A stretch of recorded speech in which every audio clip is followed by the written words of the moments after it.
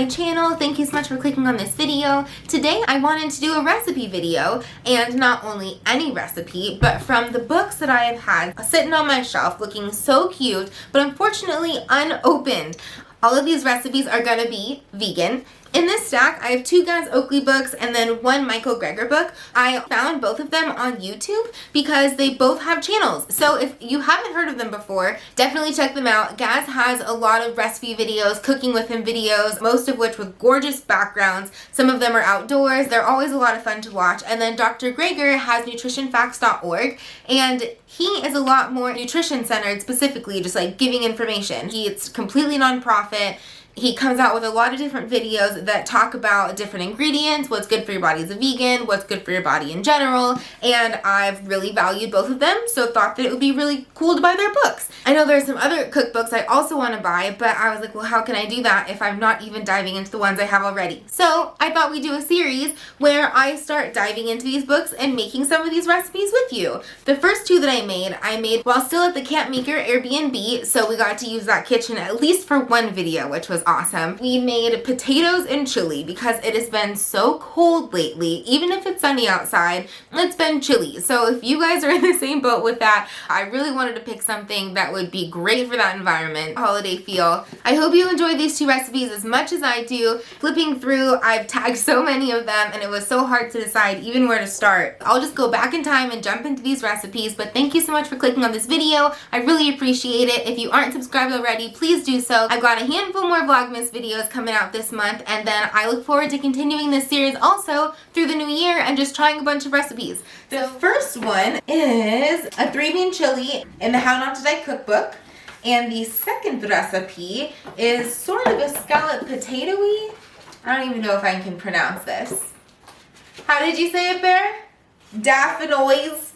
Dauphinoise? So my husband says it is possibly pronounced Dauphinoise potatoes. It's Dauphinoise. Dauphinoise. Correction. Dauphinoise potatoes with Gaz. Shortly. If you do make them, please let me know down below. I'd love to see pictures. Tag me. That would be so cool. And tag the authors. If you don't have either of these cookbooks, I will link them down in the description. So without further ado, I'm going to start making the chili. 4 1.5 cup servings. Difficulty, easy. That's what I'm here for. Enjoy tasty chili alone on a bed of brown, red, or black rice or cooked greens, or both. It's also a great topping for sweet potatoes. In a large pot, heat 1 cup of broth over medium heat. Add onion and bell pepper, cook until softened. Stir occasionally, about 5 minutes. I have already separated out a couple of our ingredients. A lot of what they request in this recipe is straightforward, but if I'm being honest, I've literally never bought umami sauce before, so that was a fun new one. There are some ingredients that you will run across in the book that they're technically recipes that he has previously noted in the book. So it calls for 1 tablespoon of savory spice blend. And he says go to page 4 because he told us how to make that. So the savory spice blend is 2 tablespoons of nutritional yeast, 1 tablespoon onion powder, 1 tablespoon dried parsley, 1 tablespoon dried basil, 2 teaspoons dried thyme, 2 teaspoons garlic powder, 2 teaspoons dry mustard or mustard powder, 2 teaspoon paprika, ½ teaspoon ground turmeric, and ½ teaspoon celery seeds. Hi, Lulu. Oh, it's not time you jump up. I was going to try to catch you. He can hang out below. Since we are currently staying at this Airbnb, kind of in a limbo, we do have some of our kitchen items with us. Moo! I did bring like 10 seasonings with us, but that didn't cover everything that he requests in the savory spice blend. But I also didn't want to go out and have to buy like 4 or 5 different spices individually. That can add up fast, as I'm sure you can imagine. So I was able to find from Whole Foods, but I've also seen this at Sprouts and a couple other stores, the Simply Organic All-Purpose Seasoning, and that came with a bunch of different things in it. It's not the exact same. To make 1 serving of the savory spice blend, I knew that I still needed to add nutritional yeast, turmeric, and paprika. So without that included in the recipe, there would be 6 tablespoons of spices already included. So I took 6 tablespoons of all-purpose seasoning, and then I added, per request, 2 tablespoons of nutritional yeast, 1/2 teaspoon ground turmeric, 2 teaspoons paprika. Mix it all together, and that's what I'm using for my savory seasoning. And a moo. So with my assistant here, we have in a large pot, I'm going to heat up 1 cup of broth over medium heat. He's going to get 1 onion and bell pepper chopping. We will add them in, cook until softened, and stir occasionally. About 5 minutes. That's 10. About 5 minutes.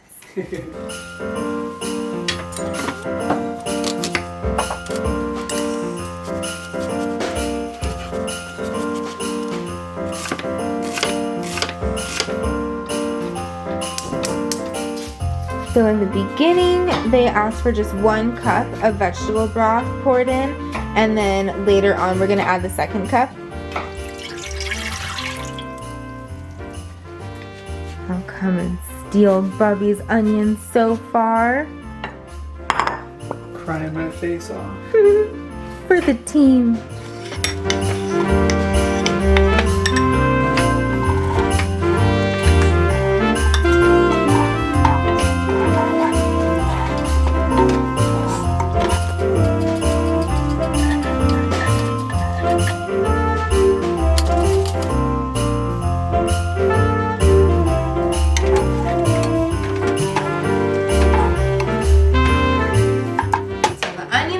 Are doing its thing. Next step calls for adding garlic, minced chili, and mushrooms, then stir in chili powder and tomato paste. 2 cloves garlic, and 1 small hot chili pepper, seeded and minced. So at the store, we got a jalapeno. We already kind of started using it, so that made it a smaller chili pepper, right? So we'll use a small amount of a chili pepper's worth of our jalapeno. And I will chop up our mushrooms, and we will throw those in.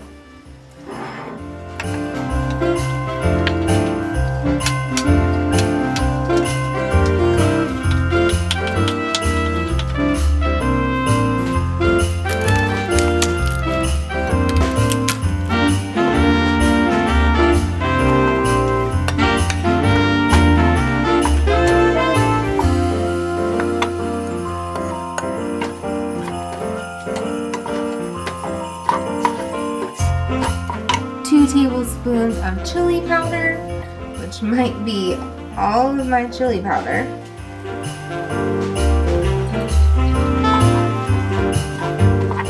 A 1/4 cup of tomato paste.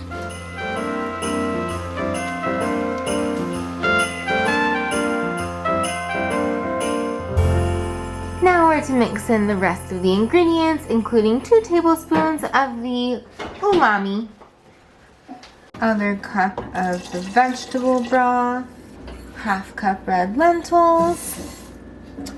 I was excited these did not need to be cooked, so it is 1/2 cup of dry red lentils. The other beans do need to be cooked. We've actually already drained them and rinsed them, per recipe instructions. Kidney beans, black beans, diced tomatoes,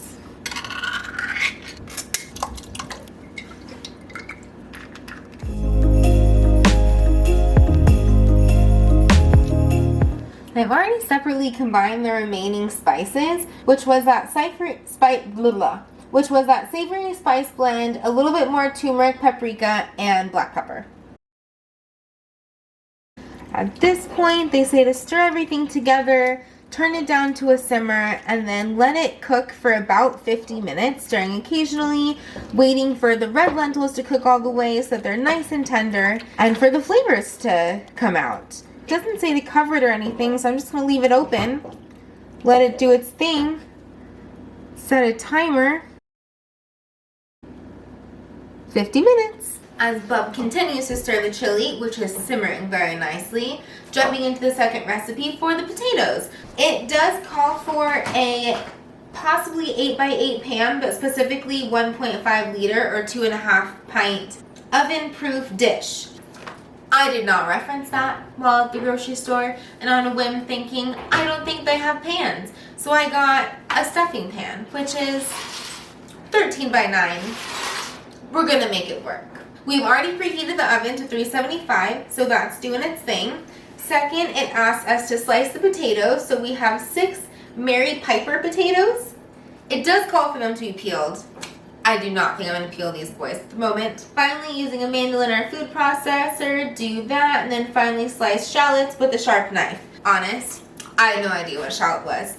They kind of look like a mixture, and apparently taste like, because my bubby tried it, a mixture of onion and garlic. So it says 5 shallots, which this kind of seems like a lot to me, but I mean, you know, I'm following the recipe, so we'll see what happens, and I'll let you know.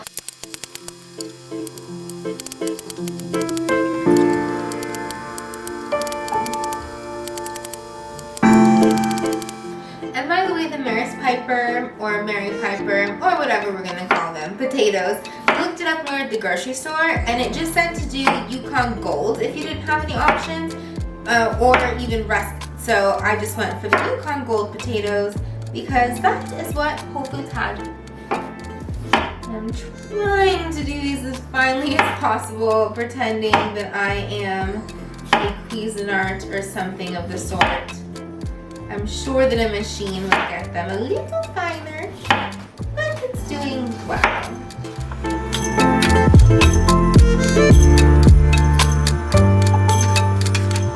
Oh my gosh, shallots, get in the waterworks.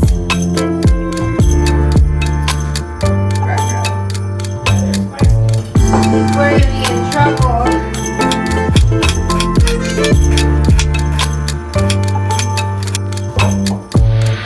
Hi, honey, run away. Your eyes are gonna water. Danger, danger.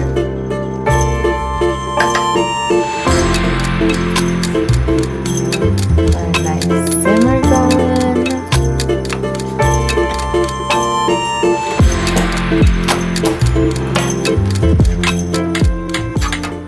The potatoes and shallots are going to be set aside. We're then going to pour a full can of coconut milk, 1 cup of soy milk into a large saucepan, add garlic, thyme, and the bay leaf, mustard, yeast, and seasoning. I feel like one of my learning lessons is I need to be cutting and prepping all of my things before I'm starting to heat them, because with the chili, I definitely felt like some things were on the heat longer than they should have been simply because I wasn't done prepping stuff. So I'm going to leave this off the heat, I'm going to add everything to it, and then just put it on the heat because it doesn't mention anything about getting anything to temperature before adding anything else. So I'm just going to do that here in a cool, non-rushed environment. Soy milk was already measured and fridging.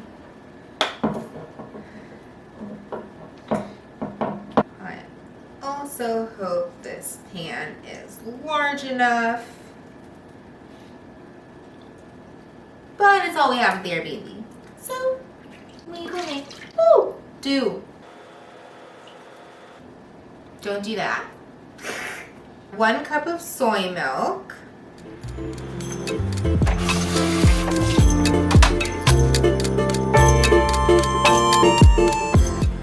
3 tablespoons whole grain mustard.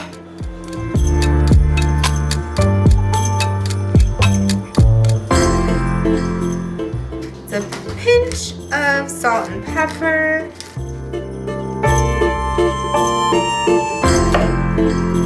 4 garlic cloves.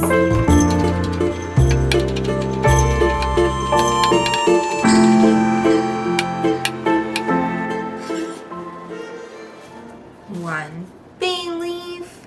Doesn't say specifically what to do with it, but I'm gonna tear it up a little bit. At least give more opportunity for the flavors to leave the leaf. And 3 sprigs of thyme. So I just kind of picked a nice and full sprig, and I'm using him as my 3. Instructions now say to heat this guy till boiling, then add the sliced potatoes and onions, stir gently, remove from heat, pour carefully into the pan, spread everything evenly. So heating this guy up.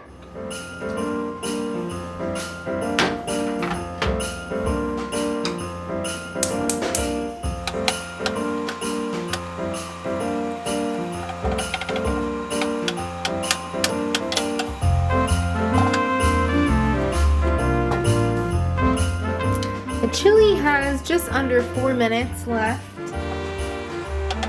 I want to at least get rid of all the chunks in this and then bring it to that boil before I add the potatoes and shallots.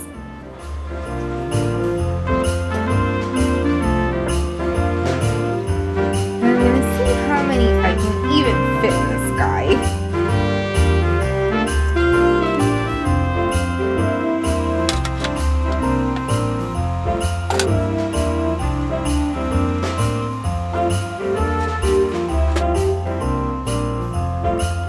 Chili timer going off.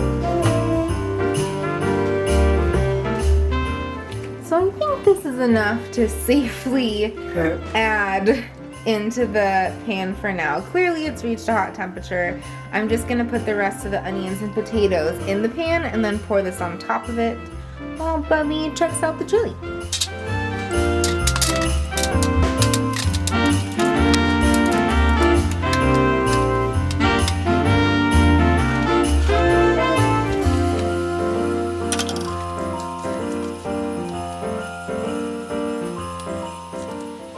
Our other improvising tactics, we are going to use this as our covered method because Airbnb has no foil or parchment paper, but it just says to cover it for the first 20 minutes and then uncover it for the second, so I'm going to leave this on it.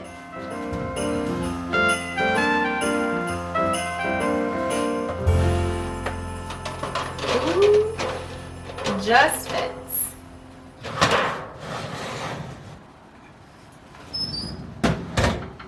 It's gonna be 20 minutes. Then we take the cover off. Meanwhile, I have it on very good authority that this chili tastes great. Hot, but great. And the only thing you really gotta worry about being cooked in this are the lentils. So I'm having a couple of those by themselves, but they seem good. And it will, of course, continue to get even more flavorful and cook even more sitting here, even though it's off. So I'll let it sit here for a bit, cool down a little so I can put it in a container, catch up time-wise with the potatoes, and then we will enjoy.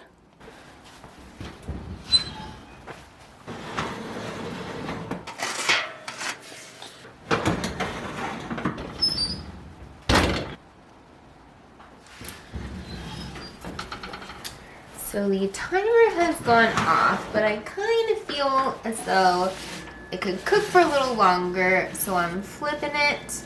I'm gonna put it on the top.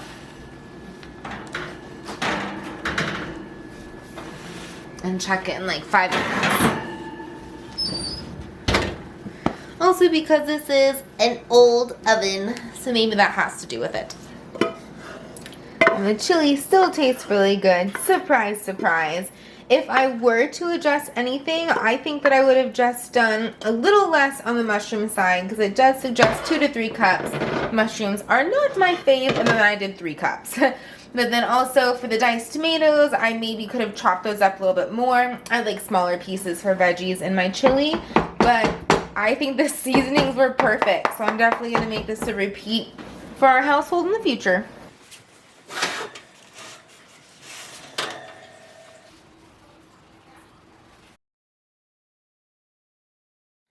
One last little tidbit about the How Not to Die cookbook. I don't know if you guys have ever heard of his Daily Dozen, but it is Dr. Greger's Daily Dozen, and it is a list of 12 different things that he believes that for health reasons everyone should have or do every day a certain amount of times. So you've got eating 3 servings of beans, 1 serving of berries, 3 servings of other fruits, 1 serving cruciferous vegetables, 2 servings greens, 2 servings other vegetables, 1 serving flaxseed, 1 nuts and seeds, 1 herbs and spices, 3 whole grains, 1, 2, 3, 4, 5 beverages, so probably water or something of the sort, and 1 exercise.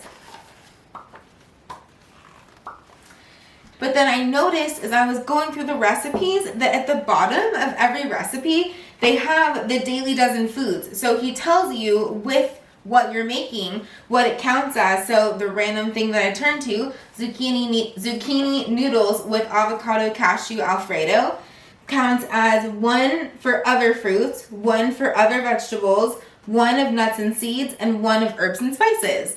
So I thought that was really cool how he makes it a lot easier for you to follow the daily dozen that I'd heard of. And then even taking it a step further, at the very back of the cookbook, he has a sample menu for 14 days where I would imagine that for each day, he shows you what recipes you can make in his cookbook that will add up to those 12, or not exactly 12 because one of them is water and one of them is exercise. So the 10 things that you need, these will get you all of those food items if you were to do his food plan. So very cool. Thank you again so much for watching this video. I hope that you really enjoyed it. Leave any comments down below. Have a wonderful rest of your day and have a great holidays.